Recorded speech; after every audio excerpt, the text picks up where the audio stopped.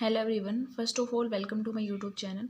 In this video we will discuss the variation of Helmholtz function, बोल सकते हैं या वर्क फंक्शन, दोनों सेम थिंग्स होती हैं. उनका वेरिएशन देखेंगे हम. Temperature and volume important topic है, क्वेश्चन पूछे जाते हैं आपसे. और ये देखिए जो हेल्महोल्ट्ज़ फंक्शन है और गिब्स फ्री एनर्जी फंक्शन है, इसको हम ऑलरेडी डिस्कस कर चुके हैं पहले से. तो अब क्या करना, प्लेलिस्ट चेक करना. उसमें हमको ये मिलेगा BSc second year fourth semester physical chemistry. तो उस प्लेलिस्ट में चेक करोगे तो आपके पास 15 वीडियोज़ हो चुके हैं.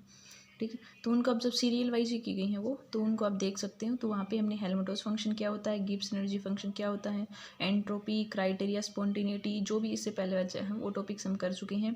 एंड जो नेक्स्ट थर्मो का 2 पार्ट था उसमें उसी का ही है, वो हम पहले से ही कर चुके हैं. रेजिडुअल एंट्रोपी था वो हमने देख लिया था लास्ट वीडियो में, कैसे उसकी ऑल थिंग्स. अब हम देखने वाले हैं कि वेरिएशन क्या होता है हेल्महोल्ट्ज़ फंक्शन का और वर्क फंक्शन बोल सकते हैं.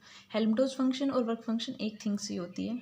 ठीक है, और इसको डिनोट करते हैं हम ए से. ठीक है, एक गिब्स फ्री एनर्जी फंक्शन होती है वो जी होती है. ठीक है, जी होती है आपके पास एच माइनस टी एस, और जो ए होता है हेल्महोल्ट्ज़ फंक्शन वो होता है आपका you minus T S. You internal energy, T temperature और एस आपका एंट्रोपी होता है. जी आपका गिब्स फ्री एनर्जी फंक्शन बोलते हैं. एच एंथैल्पी होता है आपका, टी टेम्परेचर, एस सेम. अब हमें क्या देखना है कि जो ए है, क्या बोलने की क्वेश्चन कर रहा है कि हेल्महोल्ट्ज़ फंक्शन बोल दो या जो वर्क फंक्शन है. क्योंकि जब हम इसने कैलकुलेट किया था वो वीडियो देखना, तो हमने क्या देखा था कि जो ए होता है आपका हेल्महोल्ट्ज़ फंक्शन वो वर्क डन के ही इक्वल होता है. तो हम इसको वर्क डन वर्क फंक्शन भी इसलिए बोलते हैं, इसका रीजन होता है. अब इसका वेरिएशन देखना है कि हमें क्या देखना है कि टेम्परेचर और प्रेशर के ऊपर, कि मान लो आपको ये कैलकुलेट करना है, ए है, इस फंक्शन का वेरिएशन टेम्परेचर के ऊपर, कांस्टेंट वॉल्यूम पे क्या आएगा. और सेकंड हमें कैलकुलेट करना है कि इसका वेरिएशन विद वॉल्यूम, जब टेम्परेचर कांस्टेंट तब ये क्या आएगा. ये टर्म हमें कैलकुलेट करनी है. तो उसके लिए हमें फंक्शन पता है कि ए क्या होता है, यू माइनस टी एस. ठीक है, अब आप इसका क्या ले लो, डिफ्रेंशिएशन ले लो इसी इक्वेशंस का. तो क्या हो जाएगा, D A is equal to D U. अब ये भी दोनों ही फंक्शन है, तो एक बार इसका डिफ्रेंशिएशन कैसे करते हैं, टू फंक्शन हो तो फर्स्ट एज टी सेकंड का differentiation plus second as T.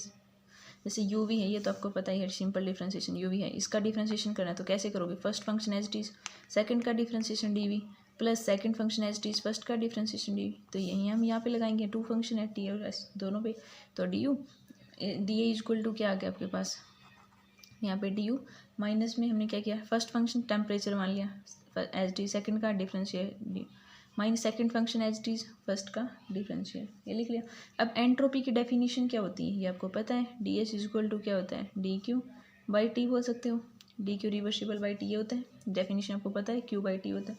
तो आप क्या कर सकते हो कि हमें पता है फर्स्ट लॉ ऑफ थर्मोडायनेमिक्स क्या होती है, D Q is equal to D U plus D W होती है. अगर एक्सपेंशन होता है तो आपका नेगेटिव, तो आपके पास वहाँ पे जो क्यू रिवर्सिबल की वैल्यू निकालते हैं फर्स्ट लॉ ऑफ थर्मोडायनेमिक्स से, तो D U minus D W आती है. फर्स्ट लॉ ऑफ थर्मोडायनेमिक्स में हम डिस्कस कर चुके हैं, थर्मोडायनेमिक्स की वीडियो में देख सकते हो आप. तो D Q reversible D U minus D W हो गया. और हमें पता है कि जो वर्क डन होता है वो किसके इक्वल होता है, P into D V, pressure का. ये भी हमने कैलकुलेट किया हुआ है, वो भी वीडियोज़ आप देख सकते हो. थर्ड सेम में ही था हमारे, फर्स्ट लॉ ऑफ थर्मोडायनेमिक्स है work done P D V के, वो वीडियोज़ आप देख सकते हो. तो वर्क डन क्या होता है, minus work done D W equal to P D V. ये वैल्यू यहाँ पुट करेंगे तो क्या हो जाएगा आपके पास, क्यू रिवर्सिबल जो change in small equal to कितना, D U minus D W की जगह पी डी वी पुट करेंगे तो माइनस डी यू प्लस में पी डी वी. ये फर्स्ट इक्वेशन होगी.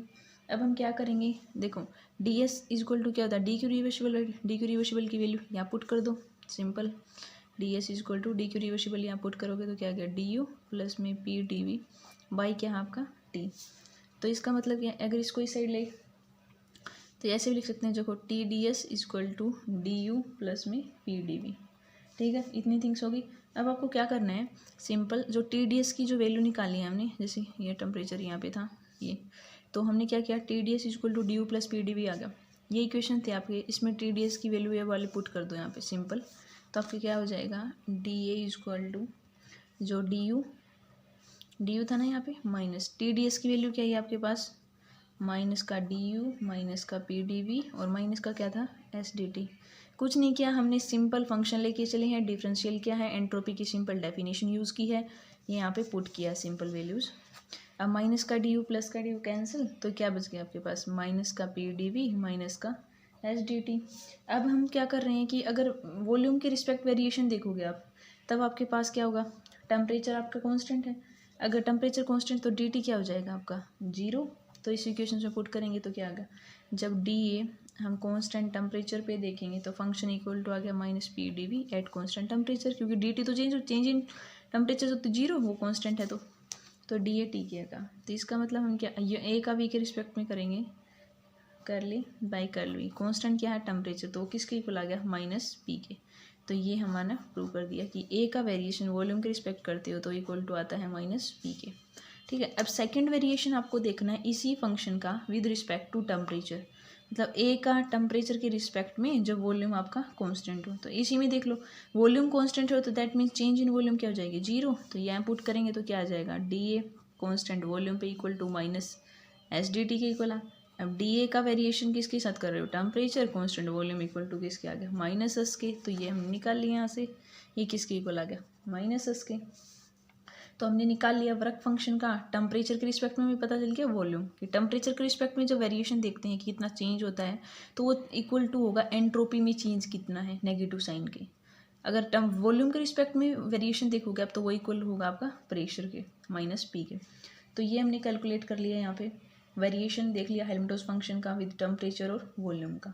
ठीक है, और ये आपको पता है कि जो डेल ए टी होता है वो वर्क डन के इक्वल होता है। सिंपल भी देख सकते हो कि यहाँ पे देखो चाहिए डी ए है आपका टेम्परेचर कांस्टेंट पे देखा हमने किसके इक्वल आया माइनस पी डी वी, और minus T P D V क्या होता है वर्क डन। अगर इसको निकालना चाहो देखो हम प्रूव करके दिखा देते हैं आपको। पी वी क्या होता है आपका एन आर टी होता है ना, N number of moles, R gas constant, T temperature. यहाँ से आप क्या करो पी की वैल्यू पुट कर दो, यहाँ पे ये वाली पी की वैल्यू निकालोगे तो यहाँ पे क्या आ जाएगी N R T by V. यहाँ पे आप पुट करो इस इक्वेशंस में तो del A T is equal to आ गया N R T by V into में डी वी। अगर टोटल निकालना हो तो आप क्या करेंगे integration change in volume V one से वी टू। तो ये क्या होगा डेल ए कॉन्स्टेंट टेम्परेचर पे, तो जो चीज़ कॉन्स्टेंट है तो उसको बाहर आ जाएगा। एन आर टी कॉन्स्टेंट है तो ये एन आर टी कॉन्स्टेंट के अंदर क्या बच गया D V by V. Integration करोगे तो क्या होता है लोग होता है तो N R T L N V two by V one. और ये हमने निकाला था किसके इक्वल था वर्क डन मैक्सिमम के। वर्क डन के इक्वल आता ना N R T isothermal expansion में आपने देखा भी होगा, क्योंकि टेम्परेचर कांस्टेंट है तो ये कौन सा आइसोथर्मल है। ठीक है, तो N R T L N V two by V one है और नेगेटिव साइन एक्सपेंशन है तो ये किसके इक्वल होता है वर्क डन मैक्सिमम के। तो हमने यहाँ से प्रूव कर दिया कि डेल ए एट टी के ऊपर इक्वल टू होता माइनस वर्क डन मैक्सिमम के। तो ये काफ़ी इंपॉर्टेंट है, सिंपल सी इक्वेशंस है। आई होप आपको समझ आया होगा।